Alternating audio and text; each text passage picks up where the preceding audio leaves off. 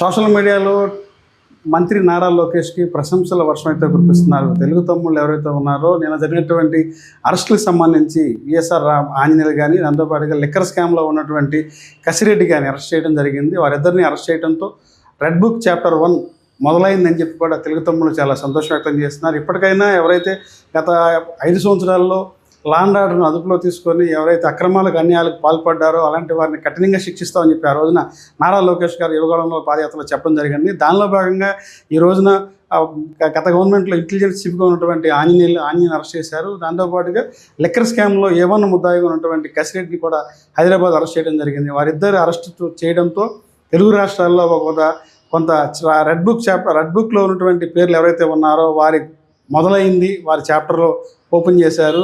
వారిలో ఎవరైతే రెడ్ బుక్లో ప్రధానమైన పేర్లు ఎవరైతే ఉన్నారో, ప్రధాన ముద్దాయిలు ఎవరైతే ఉన్నారో, రాష్ట్రాన్ని ఖజానాన్ని దోపిడీ చేసినటువంటి వ్యక్తులు ఎవరైతే ఉన్నారో వారిని పడతానని చెప్పినటువంటి ఆ రోజున నారా లోకేష్ గారు చెప్పారు.